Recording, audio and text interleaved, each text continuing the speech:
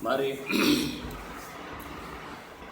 Priority इनकॉर्पोरेशंस इस chapter के पहले वीडियो में मैंने आपको उस चैप्टर के थ्योरी के बारे में बताया था और पहला इलिस्ट्रेशंस वहाँ पे किस प्रकार से सॉल्व करते हैं यह बताया था। अब हम थोड़ा सा उस पहले एग्जांपल्स में सिर्फ दो ही प्रकार के रेशो आए थे, क्योंकि मैक्सिमम वो दो तो कंपल्सरी रेशो हर एग्जांपल में आएंगी। फिर कुछ एग्जांपल में ऐसा होगा कि एक तीसरा वेंडर इंटरेस्ट रेशो और कुछ एग्जांपल में परचेस रेशो, ऐसे एक चौथा प्रकार का रेशो आ सकता है। तो इस एग्जांपल में एक टाइम रेशो तो आने वाला ही है वो, और सेल्स रेशो, और यहाँ पे इस एग्जांपल में वेंडर इंटरेस्ट भी आया है, इसलिए इस प्रकार का एग्जांपल अपने लिया है। तो ये इलिस्ट्रेशन तो हमको अभी समझना है। कभी भी कोई भी इलिस्ट्रेशन सॉल्व करते वक्त हमको ये ध्यान रखना पड़ेगा कि हमें सबसे पहले उस एग्जाम्पल को अच्छे तरीके से रीड करना पड़ेगा और हमें जो जो चीज़ें आवश्यक है उन चीज़ों को आप अंडरलाइन कर लीजिए। उसके बाद दूसरा स्टेप, आप उस एक्सपेंडिचर को, जो भी प्रॉफिट एंड लॉस अकाउंट दिया होगा, तो उस एक्सपेंडिचर को क्लासीफाई कर लीजिए। यानी जो एक्सपेंडिचर टाइम बेसिस पे हो गए, जैसे रेंट हो गया, सैलरी हो गया, जो समय के आधार पर एक्सपेंडिचर होते हैं, उन एक्सपेंडिचर को आप स्टैंडिंग एक्सपेंडिचर बोलते हैं। तो जो भी स्टैंडिंग एक्सपेंडिचर होते हैं उनको क्लासीफाई कीजिए, उनको टी सिंबॉलिक कीजिए। और कुछ एक्सपेंडिचर ऐसे होते हैं जो सेलिंग मतलब सेल्स से रिलेटेड होते हैं, उनको हम सेलिंग एक्सपेंडिचर बोलते हैं, इसलिए वो सेल्स रेशो लगेगा, उनको अप्लीकेबल होता है, इसलिए उनको एस सिंबॉलिक कर लीजिए। ये होने के बाद आपको ये एक्सपेंडिचर को देने के बाद आपको फिर तीसरा स्टेप आपको वर्किंग नोट का मतलब रेशो प्रिपेयर करना पड़ेगा और प्रॉफिट एंड लॉस अकाउंट बनाना पड़ेगा। तो चलिए हम सबसे पहले एग्जाम्पल को पढ़ लेते हैं और जो जो चीज़ें आवश्यक है उन चीज़ों को हम अंडरलाइन कर लेंगे। अब यहाँ पे देखिए इस एग्जाम्पल में क्या बोला है कि big company limited was incorporate on 1 March 2018 and received a certificate of commencement of business 1 अप्रैल 2018। अब आपको ये ध्यान रखना पड़ेगा, यहाँ पे हमको दोनों डेट दिया है, इनकॉर्पोरेट कब हो गया ये भी डेट दिया है और कमेंसमेंट कब हो गया ये भी डेट दिया है। तो जब दोनों डेट देते हैं तो यहाँ पे प्री पीरियड कमेंसमेंट डेट तक के मानते हैं, और मान लीजिए दोनों डेट नहीं दिया, सिर्फ एक ही डेट दिया है इनकॉर्पोरेट की, तो फिर प्री पीरियड आपका इनकॉर्पोरेट डेट तक ही माना जाएगा। इसलिए हमें यहाँ पे दो डेट आपको कंफर्म करना पड़ेगा कि क्योंकि यहाँ पे देखो उसने इसे बोला है the company bought the business of small company with effect from 1 नवंबर। तो आपको यहाँ पे ये ध्यान रखिए कि बिग लिमिटेड ने 1 नवंबर को परचेस किया, तो यहाँ से आपका प्री पीरियड शुरू हो गया 1 नवंबर से लेके। और मैंने आपको कहा था कि जब दोनों डेट देते हैं तो हमको कौन सी डेट लेना पड़ेगा, कमेंसमेंट की डेट लेना पड़ेगा। यहाँ पे आपको इनकॉर्पोरेट की डेट नहीं लेंगे ये, अब यहाँ पे कमेंसमेंट का डेट तक ही आपका प्री पीरियड माना जाएगा। तो अब आपका प्री पीरियड कौन सा अंडरलाइन कर लिए दोनों आपने 1 नवंबर से लेके 1 अप्रैल तक। तो आप उसको काउंट करके रख लेना है कि नवंबर, दिसंबर, जनवरी, फरवरी और मार्च, यानी मार्च तक इसलिए क्योंकि 1 अप्रैल से आपका अभी पोस्ट पीरियड शुरू हो गया, इसलिए आपका प्री पीरियड यहाँ पे 5 मंथ का होगा। आगे आपका रेशो में वो आ जाएगा। चलिए हम आगे एग्जाम्पल फिर से अच्छे से पढ़ते हैं और अंडरलाइन करते हैं।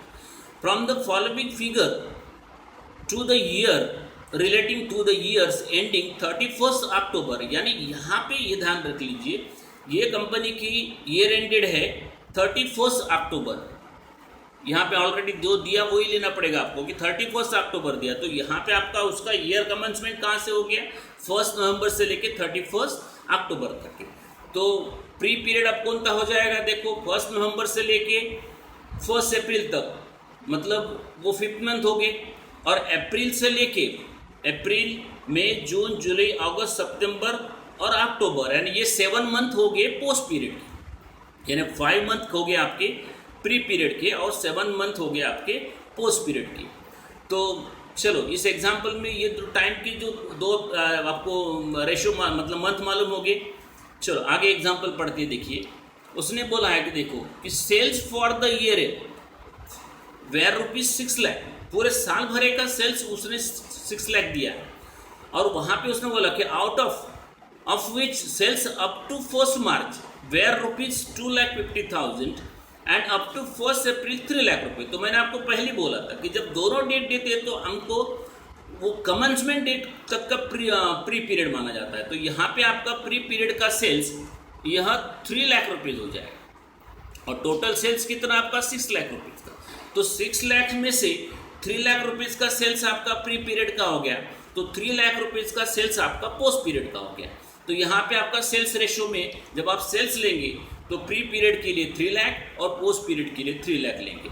चलो आगे में क्या बोला उसने, देखो कि gross profit for the year end date. आपको ये देखो यहाँ पे इसको अंडरलाइन कर लीजिए कि ग्रॉस प्रॉफिट दिया है 1,80,000 और ये ग्रॉस प्रॉफिट आपको कभी भी प्रॉफिट एंड लॉस अकाउंट के क्रेडिट साइड में लिखते हैं। और ग्रॉस प्रॉफिट यह कभी भी आपने किए गए सेल्स के ऊपर होता है, इसलिए इसको सेल्स रेशो अप्लीकेबल रहेगा। जो भी आपका सेल्स रहेगा रेशो वो लगेगा, तो इसलिए आपको इसको एस लिख के रखना पड़ेगा ग्रॉस प्रॉफिट को। हम आगे एग्जाम्पल देखो, एक्चुअली यहाँ पे इस एग्जाम्पल में देखो प्रॉफिट एंड लॉस अकाउंट के फॉर्मेट में दिया, उसने ये बोला कि the expenses debited to profit and loss account वे, मतलब उसने प्रॉफिट एंड लॉस अकाउंट के डेबिट साइड के एक्सपेंडिचर आपको यहाँ शो किया है। सबसे पहले बोला उसने rent, salary, director fees, depreciations. तो ये जो आपको एक्सपेंडिचर दिया है, तो अब हम चलेंगे दूसरे स्टेप। अब ये सब एक्सपेंडिचर पढ़ लिया आपने, फिर चलेंगे हम दूसरे रेशियो पे, जहाँ पे हमको करना क्या है कि ये जो एक्सपेंडिचर होते हैं उन्हें हमको क्लासीफाई करना है। अब क्लासीफाई करने के लिए आपको इतना तो ध्यान रखना पड़ेगा, मैंने पहले बोला कि क्लासीफाई करेंगे तो किस प्रकार से करेंगे कि जो एक्सपेंडिचर समय के आधार पे देते हैं, जैसे रेंट मान लीजिए, रेंट आपका 2 मंथ का 3 मंथ का हो गया, सैलरी 2 मंथ 3 मंथ हो गया, डेप्रिसिएशन 1 ईयर का हो गया, जनरल एक्सपेंडिचर, ये जो एक्सपेंडिचर होते हैं जो समय के लिए होते हैं, जो तो ये होते हैं स्टैंडिंग एक्सपेंडिचर और इनको लगता है टाइम रेशियो, इसलिए हम सिंबॉलिक करेंगे इनको टी। और जो expenditure related to the sales होते हैं उनको हम सेल्स रेशियो अप्लीकेबल करेंगे। जैसे फॉर एग्जांपल लीजिए, यहाँ पे देखिए एडवर्टाइजमेंट दिख रहा है, कमीशन ऑन सेल्स है, डिस्काउंट ऑन सेल्स है, तो ये सेलिंग एक्सपेंडिचर है, इनको आपका सेल्स रेशियो लगेगा, तो इसलिए सिंबॉलिक होगा एस। और बाद में आपको मालूम होना चाहिए कि ये जो एक्सपेंडिचर स्टैंडिंग नहीं है, जो स्टैंडिंग में नहीं आते, जो सेलिंग में नहीं आते, तो वो दोनों को छोड़ के जो बाकी एक्सपेंडिचर होते हैं वो अनकॉमन एक्सपेंडिचर होती है। और अनकॉमन एक्सपेंडिचर की मैंने आपको पहले फर्स्ट वीडियो में एक लिस्ट भी दिया था, वहाँ पे बोला गया था कि अनकॉमन एक्सपेंडिचर जो कौन कौन आते हैं, जैसे फॉर एग्जांपल मान लीजिए ऑडिट फीस है तुम्हारा, डायरेक्टर फीस है, इंटरेस्ट ऑन डिबेंचर है, प्रिलिमिनरी एक्सपेंडिचर है, या अनकॉमन एक्सपेंडिचर है, ये डायरेक्ट पोस्ट में जाते हैं, इसलिए इसको पी सिंबॉलिक करेंगे। ओके, तो चलिए अब हम एग्जाम्पल पढ़ लिए, एक्सपेंडिचर को अभी क्लासीफाई करेंगे। देखो तो सबसे पहले हमारा एक्सपेंडिचर देखो कौन सा है, रेंट है। रेंट हमारा समय पे आधार पे होता है, इसलिए हम इसको टी क्लासीफाई करेंगे। सैलरी यह भी हमारा समय के ऊपर होता है, इसलिए इसको स्टैंडिंग एक्सपेंडिचर काउंट करेंगे तो टी लगाएंगे। डायरेक्टर फीस ये हमारा अनकॉमन एक्सपेंडिचर होता है, इसलिए यस। उसके बाद में आपका देखो जनरल एक्सपेंडिचर, यह आपका स्टैंडिंग एक्सपेंडिचर है, इसलिए टी। एडवर्टाइजमेंट ये लेकिन आपका सेलिंग एक्सपेंडिचर है, इसलिए इसको एस देंगे हम इसको। और उसके बाद में स्टेशनरी, प्रिंटिंग स्टेशनरी आपका यह स्टैंडिंग एक्सपेंडिचर है, इसलिए इसको अपन टी बोलेंगे। और कमीशन ऑन सेल्स आपका ये सेलिंग एक्सपेंडिचर है, इसलिए यस, ठीक है। और इंटरेस्ट ऑन डिबेंचर ये आपका अनकॉमन एक्सपेंडिचर है, इसलिए इसको पी। ऑडिट फीस आपका ये भी अनकॉमन एक्सपेंडिचर है, इसलिए पी। डिस्काउंट ऑन सेल्स या सेलिंग एक्सपेंडिचर है, इसलिए यस। इस प्रकार से क्लासीफाई हो गए। अब आखिरी में 2 पद बचे हैं, जिसमें से है आगे बैड डेब्ट्स। अब यहाँ बैड डेब्ट्स एक्चुअली यह सेल्स डिपार्टमेंट का होता है, मतलब सेलिंग एक्सपेंडिचर होता है, लेकिन इसको हम एज सिंबॉलिक इसलिए नहीं करेंगे क्योंकि उसने क्लियर मेंशन किया है यहाँ पे, देखो कि उसने बोला है कि देखो 500 relate to debts credited prior to incorporation. उसने बोला है कि टोटल सेल्स हमारा 1500 है, उसने बोला कि उसमें से 1500 में out of 500 it is related to pre period, so rest is 1000 is post period, मतलब 1500 में से 500 का सेल्स आपका प्री पीरियड में आएगा और 1000 का सेल्स बैड डेट्स आप 1500 में से बैड डेट्स आपका 500 ये प्री पीरियड में आएगा और 1000 यह पोस्ट पीरियड में जाएगा। सबसे नेक्स्ट बात में यहाँ पे देखो कि एक नेक्स्ट एग्जाम्पल मतलब टर्म्स है इंटरेस्ट टू वेंडर। अब ये इंटरेस्ट टू वेंडर ये एक्चुअली देखो कि वेंडर का इंटरेस्ट क्यों आ गया, क्योंकि इन लोगों का देखिए इन लोगों का जो ट्रांजैक्शन हुआ था, इन्होंने बिग कंपनी ने कंपनी कब परचेस किया था, 1 नवंबर को परचेस किया था। कब किया था? 1 नवंबर को। और ये पीसी पेड कब किया बोलता उसने, देखो कि परचेस कंसिडरेशन अप टू मे, मतलब ये हुआ कि ये जो बिग कंपनी ने है स्मॉल कंपनी को परचेस कंसिडरेशन मतलब वो कंपनी खरीदने का जो भी प्रतिफल है वो 6 महीने के बाद दिया है, यानी नवंबर, दिसंबर, जनवरी, फरवरी, मार्च और अप्रैल और 1 तारीख को उन्होंने पेमेंट कर दिया। तो नेचुरली स्मॉल कंपनी 6 महीने का लेट हो गया पेमेंट, तो 6 मंथ का वो इंटरेस्ट चार्ज करेगा, तो इसलिए उन्होंने उनके ऊपर 6 मंथ का इंटरेस्ट चार्ज किया। कितने महीने का इंटरेस्ट चार्ज किया? 6 मंथ का। और ये इंटरेस्ट आपका प्रॉफिट एंड लॉस अकाउंट के डेबिट में आएगा। तो इसलिए इसका अभी अपने को तीसरा एक रेशो निकालना पड़ेगा वर्किंग में। तो अब जब वर्किंग चलेंगे तो यहाँ पे अब यह तीसरा रेशो निकलेगा। पहला रेशो निकलेगा आपका टाइम रेशो, दूसरा रेशो निकलेगा आपका सेल्स रेशो और तीसरा निकलेगा वेंडर इंटरेस्ट रेशो। तो वेंडर इंटरेस्ट रेशो कहाँ से कहाँ तक निकलेगा? 1 नवंबर से लेके, कहाँ से? क्योंकि 1 नवंबर को उनका परचेस ट्रांजैक्शन हुआ था। 1 नवंबर से लेके वेंडर को इंटरेस्ट 1 मई तक के। तो यहाँ ध्यान रख लीजिए, तो ये तीसरा रेशो निकलेगा। तो चलिए हम अभी वर्किंग रेशो में चलते जहाँ पर रेशो कैलकुलेट करेंगे। अब रेशो कैलकुलेट किस प्रकार से करेंगे? सबसे पहले हम करेंगे टाइम रेशो कैलकुलेट। आपको मालूम होना चाहिए कि टाइम रेशो देखो, इस कंपनी ने प्री पीरियड कौन था कि 1 नवंबर को परचेस किया और 31 मार्च मतलब 1 अप्रैल यानी बिफोर डे आपका 31 मार्च हो गया। तो प्री पीरियड कौन सा हो गया? फिर देखो अप्रैल, मई, जून, जुलाई, अगस्त, सॉरी नवंबर, दिसंबर, जनवरी, फरवरी और मार्च, ये 5th मंथ आपका प्री पीरियड हो गया। और उसके बाद में अप्रैल से लेके 31 अक्टूबर ईयर एंड डेट तक ये 7 मंथ हो गए। तो ये 7 मंथ आपका पोस्ट पीरियड हो गया। तो यहाँ आपका रेशो निकलेगा 5:7। और दूसरा जो मैंने आपको अंडरलाइन करके दिया था कि प्री पीरियड का सेल्स आपका 3 लाख रुपए दिया था, तो बचा हुआ 6 लाख में से 3 लाख प्री पीरियड का हो गया, तो 3 लाख रुपए पोस्ट पीरियड का हो गया। तो ये रेशो आपका 1:1 आएगा। और अब आपका तीसरा जो नया रेशो निकलने वाला है, इसलिए जो अपन ने एग्जाम्पल लिया है, तो आपका जो वेंडर का इंटरेस्ट था ये 6 मंथ का था। कहाँ से?